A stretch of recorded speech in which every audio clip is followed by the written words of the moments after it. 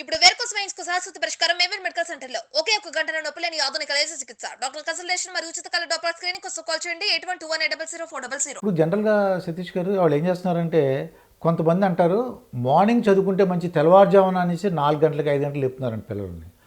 కొంతమంది పిల్లలు ఏమంటారంటే నైట్ చదవగలను తెల్లవారుజామున లేవలేము అంటుంటారు. అసలు ఈ రెండిట్లో ఏది మంచిదంటారు మీ అభిప్రాయం ప్రకారం? లేదండి, మనకి ఎప్పుడో హిస్టారికల్గా పాత రోజుల నుంచి మనం తీసుకున్నట్లయితే జనరల్గానండి ఏదో బ్రహ్మముహూర్తం అని కూడా మనం అంటూ ఉంటాం జనరల్గా. ఎప్పుడు కూడానండి మనం మనం చదివేటప్పుడు కానీ చదవడం అనే కదండి, ఏదైనా ఒక వర్క్ మీద మనం ఫోకస్ పెట్టినప్పుడు జనరల్గా ఆ ఫోకస్ పెట్టినప్పుడు కాన్సన్ట్రేషన్ ఒక దాని మీద ఉన్నప్పుడు మైండ్ వేరే దాని గురించి ఆలోచించకూడదండి. జనరల్గా ఆఫ్టర్నూన్ కానీ ఈవినింగ్ కానీ లేకపోతే నైట్ కానీ వచ్చేటప్పటికి స్కూల్లో ఏదో మీరు గొడవ పడ్డారండి ఎవరితోనో, లేకపోతే టీచర్ తిట్టాడు, లేకపోతే పక్కన ఫ్రెండ్స్తో గొడవ అయింది, తెలియకుండా ఇన్ఫ్లుయెన్స్ ఈవినింగ్ నైట్ వచ్చిన తర్వాత కొంత పడుతుందండి. ఒకటి అవకాశాలు ఉంటాయి. ఒకటి రెండోది వచ్చేటప్పటికి ఏంటంటే ఎనర్జీ లెవెల్స్ మీకు మార్నింగ్కి ఈవినింగ్కి చాలా తేడా ఉంటుంది. 2 3 మార్నింగ్ లేసి చదవడం వల్ల అడ్వాంటేజెస్ ఏంటంటే ఎవడో లెగడో మీకు సరౌండింగ్ ఉన్న అట్మాస్ఫియర్ కానీ ఫ్యామిలీలో కానీ మీకు డిస్టర్బెన్స్ వచ్చే అవకాశాలు ఉండవండి. 3.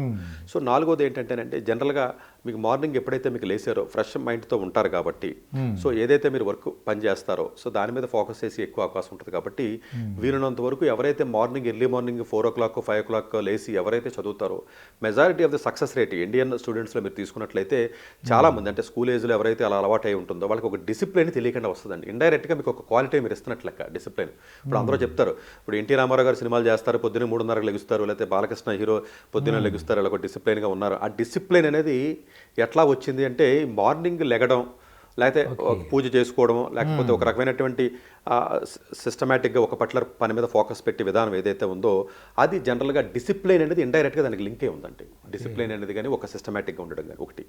4వ పాయింట్ ఏంటంటేనంటే ఒక ఫిక్స్డ్ టైం టేబుల్ పెట్టుకుంటే టైం టేబుల్ ఎగ్జాక్ట్గా ఫాలో అవ్వగలిగే అవకాశం మార్నింగ్ మాత్రమే. ఈవినింగ్ ఎప్పుడు కూడా ఒక పర్టికులర్గా డిసిప్లిన్ మీరు టైం ఈవినింగ్ నేను 5కు ఇంటికి వచ్చిన తర్వాత చదవాలని మీరు ఫిక్స్ అయ్యారండి, మీ అబ్బాయి చదివిందామని మీరు అనుకున్నారు. కానీ 5కు వచ్చిన తర్వాత రోజు కుదురుతుందా అంటే ఎవడో ఇంటి పక్క ఉన్నవాడు ఏంటి బాగున్నారా ఏంటి ప్రసాద్ గారు అని మీ దగ్గర రావచ్చు, లేకపోతే టీవీలో మంచి ప్రోగ్రామ్ రావచ్చు, లేదా ఆ రోజు ఈవినింగ్ ఏదో ఒక ఇష్యూ లేకపోతే ఇంకోటి జరగవచ్చు, లేకపోతే ఇంట్లో ఎవరికైనా హెల్త్ ఏదో ఒక ఇష్యూ అన్ఎక్స్పెక్టెడ్గా వచ్చే అవకాశాలు ఉంటాయి. కాబట్టి ఆ డిస్టర్బెన్స్ జనరల్గా అవకాశం ఉంటుంది. కాబట్టి ఎందుకంటే మోర్ సోషల్ లైఫ్ ఉన్నటువంటి టైం అండి అది ఈవినింగ్ టైం అనేది, ఎక్కువ పీపుల్ కలవడం కానీ చేయడం కానీ ఉంటుంది. సో వీటిలన్నింటినీ దృష్టిలో పెట్టుకున్నప్పుడు ఒక ఫిక్స్డ్ టైమింగ్స్ని ఒక డైలీ ఎప్పుడు కూడా అంటే కంటిన్యూస్ స్ట్రెచ్ ఒక 2 to 3 hours ఎవరికైతే చదవడం అలవాటు ఉంటుందో మార్నింగ్ టైం జనరల్గా ఈవినింగ్ ఎప్పుడు 9 o'clock 9:30కి పడుకుంటే సరిపోతుందండి. నైట్ టైం లేట్గా చదువుతున్నాం కదా, ఆ టైం ఈ టైం ఒకటే కదా, నష్టం ఏంటి, నేను పడుకునే టైం అదే కదా అని చెప్పేసి అనుకుంటారండి.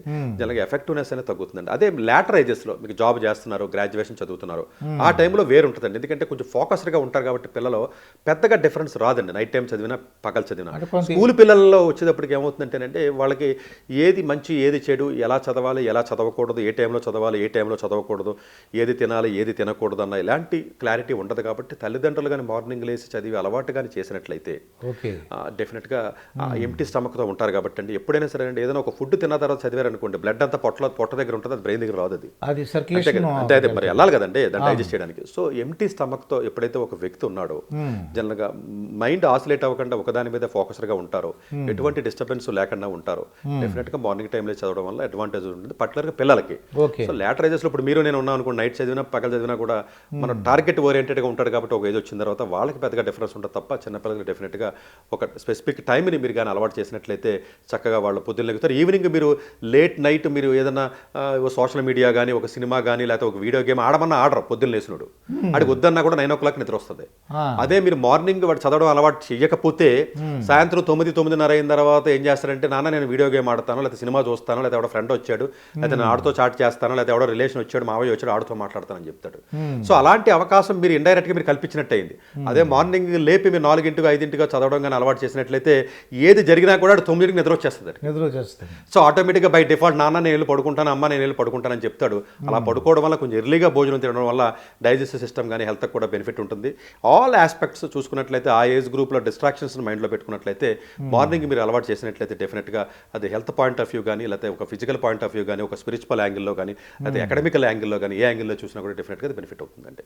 అది